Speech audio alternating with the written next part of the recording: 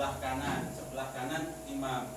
Dan ada menjadi ikhtilaf atau perbedaan pendapat ulama. Artinya apa? Di dalam hadis hendak menerangkan apakah sejajar pastinya atau lebih mundur dari imam.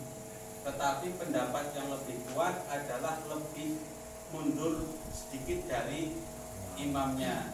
Jadi posisinya itu boleh sejajar. Boleh sejajar. Kalau berdua ya Pak ya, bukan rame-rame sejajar. Ini mana ini? Nah, kalau berdua tok itu boleh sejajar. Tapi lebih afdol untuk membedakan mana imam mana makmum, makmumnya itu lebih ke belakang. Ke belakangnya itu ukurannya itu hanya sebatas minimalnya hanya sebatas yang ke belakang itu tumitnya. Jadi bukan maksudnya ukuran tumit. Jadi tumit dengan tumit, misalkan tumit dengan tumit kan sejajar. Nah itu sejajar. Nah yang lebih belakang itu tumit makmumnya. Nah ukurannya itu tumit, bukan jari yang pucuk. Kalau jari kan ada yang kakinya panjang, nanti jarinya lebih panjang makmumnya. Jadi yang ukuran lebih ke belakang itu tumit makmum, bukan jari depan makmum. Jadi tumit makmum lebih ke belakang seperti ini. Nah itu sudah afdolnya ketika kita sholat berjamaah. Ini ada di kitab Fathul Mu'in, diterangkan di kitab Fathul Qorib juga. Kalau biasanya kita kan sholatnya di belakangnya, ya enggak? Kalau berdua. Tapi di dalam kitab itu seperti itu. Bahkan hadis Rasulullah juga waktu Abdullah bin Abbas ini datang makmum sholat tahajud, padahal Rasulullah sedang sholat tahajud, itu di sebelah kiri dipindah ke sebelah kanan. Dan tidak ada yang menjelaskan dalam hadis apa itu sejajar, apa itu lebih ke belakang. Artinya menjadi ikhtilaf, perbedaan pendapat. Ada yang mengatakan sejajar, ada yang mengatakan lebih mundur sedikit. Ini kalau dua orang. Nah misalkan sudah takbiratul ihram imamnya, takbiratul ihram, Allahu Akbar, yang makmum ikut, makmum kok nah ikut. Ini salatnya. Nah terus datang makmum yang lain. Kak Majri minta tolong, misalkan datang makmum minta datang. Nah datangnya makmum yang kedua ini kan 1, 2. Ini makmum, ini imam berdua. Kok datang makmum yang satunya, maka makmum yang kedua ini berdiri di sebelah kiri.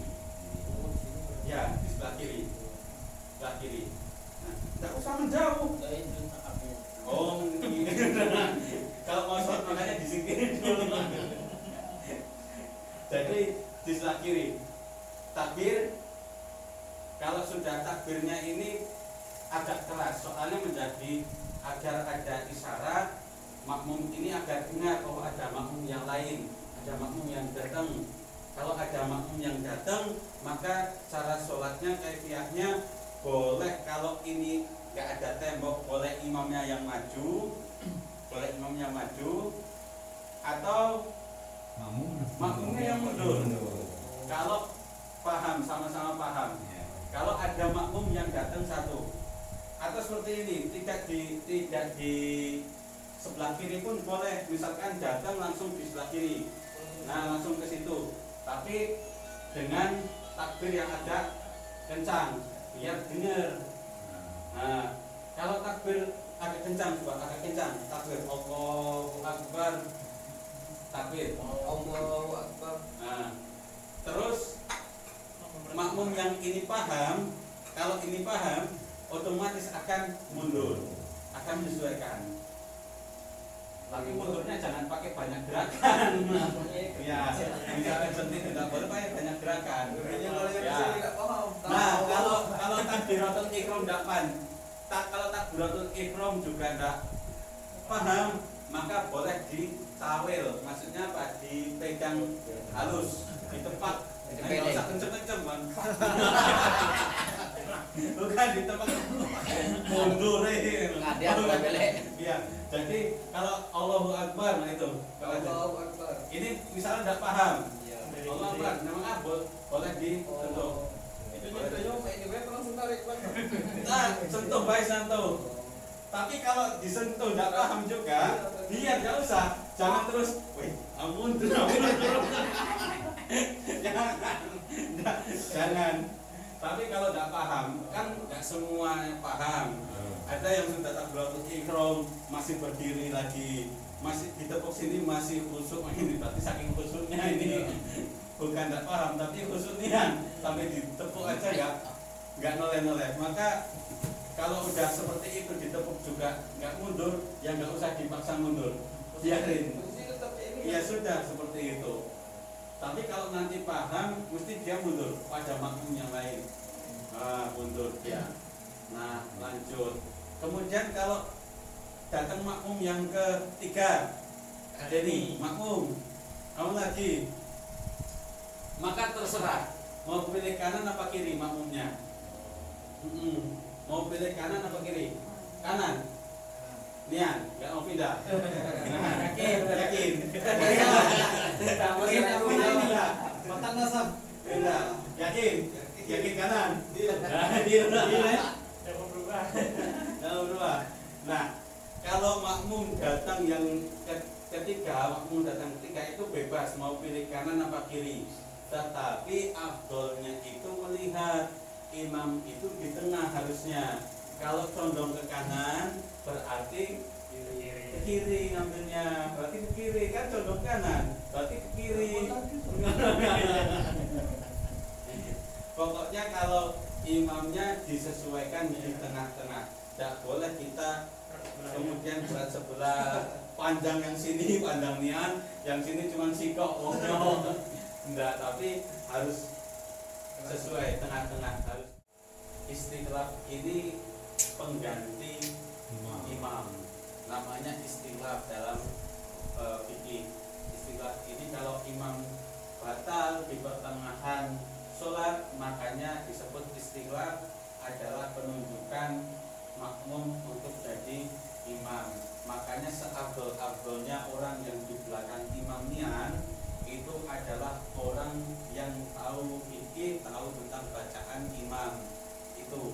Karena nanti kalau imamnya batal, imamnya ini keluar karena udur, karena kentut, karena hadas, karena lain sebagainya, maka sholatnya tidak gugur, sholatnya tetap berlanjut, sholat jamaah, asalkan istikhlaf, digantikan dengan makmum yang paling lurus dengan imam, maju sebagai imam. Seperti itu namanya istikhlaf. Dulu itu Rasulullah pernah makmum, satu-satunya sahabat yang pernah menjadi imam Rasulullah namanya Abdurrahman bin Auf, satu-satunya itu.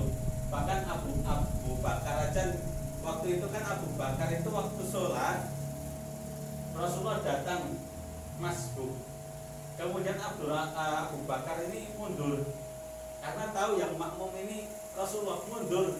Padahal Rasulullah sudah membiarkan sudah imam aja, apa, malah Abu Bakar mundur, jadi otomatis Rasulullah yang maju. Maka ini menjadi dasar yang namanya istikhlaf tadi. Masa waktu imam sudah mengundurkan diri, ini jamaahnya nggak ada sopirnya, makanya Rasulullah maju. Rasulullah maju gantikan Abu Bakar, ya tetap sah, hukumnya tetap sah. Itu karena tawadhunya Abu Bakar, karena di belakang ada Rasulullah. Tetapi ada juga sahabat namanya Abdurrahman bin Auf yang agak lucu ceritanya. Kan sholat Rasulullah ini mau ke buang hajat.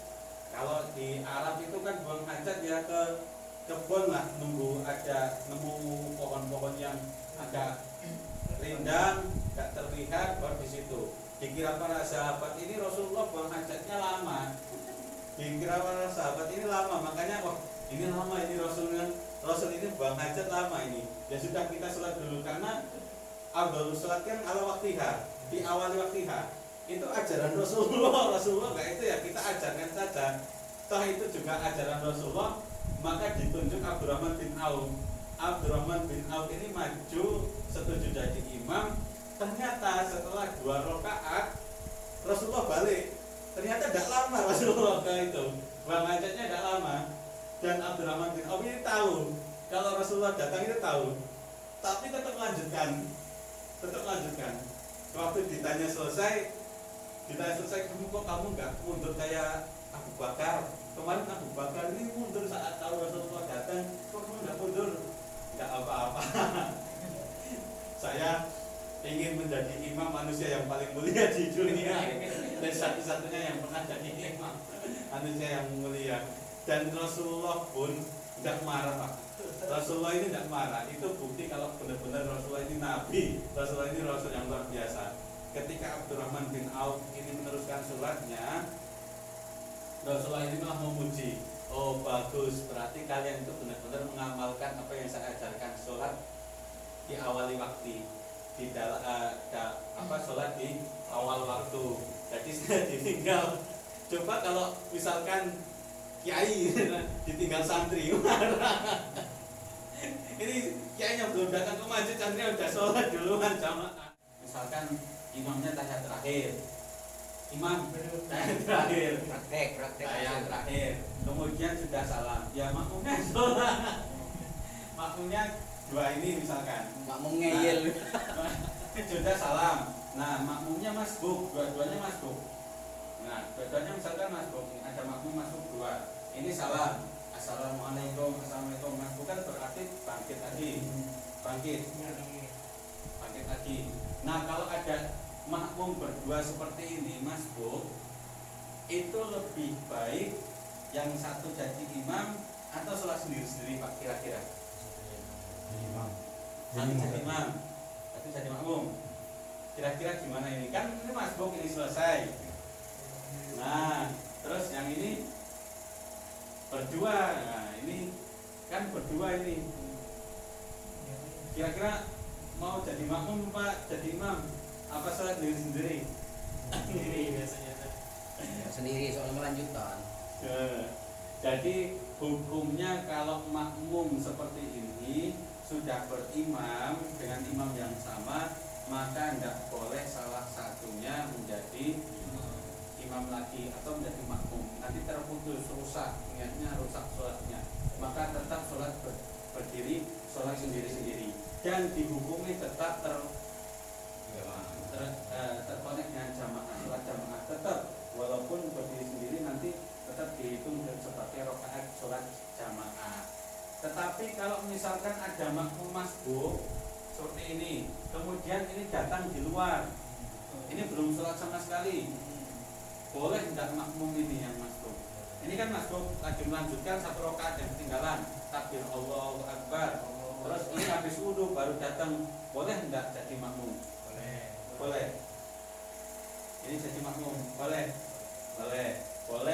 Tetapi kalau di dalam kitab itu bolehnya jadi makmum itu kalau tidak ada kawan lain. Biasanya kita kan malah rombongan, oh itu masih ada yang masbuk, rombongan bareng-bareng. Seharusnya kalau itu masbuk, itu sudah makmum masbuk, jangan makmum itu, tapi kita bikin jamaah sendiri, karena ada kawan untuk berjamaah. Ini kan datang sendiri, makanya boleh. Tetapi kalau ini datangnya berdua, ya sudah berjamaah sendiri ini berdua, jangan bermakmum dengan yang masbuk. Nah seperti itu. Nah ini kadang kita kan kalau lihat ada yang tinggal kawan belakang. Tinggal kawan belakang malah gabung, terus gabung banyak. Nah di situ agak kelirunya di situ yang terjadi di masyarakat itu, di situ kelirunya. Kalau nggak ada orang, nggak ada kawan, baru gabung ke yang masbuk. Tapi kalau datang rame-rame ya nunggu kawan aja, nunggu kawannya lagi wudu, kita jamaah bareng, jamaah yang dari awal. Iya, buat imam baru, buat supir baru. Nah kalau selama ini kita malah Tinggal gabung kawan ya, gabung banyak. Nah, kawan masih uduk kita malah adu baris. itu Nambah-nambah. kemungkinan itu.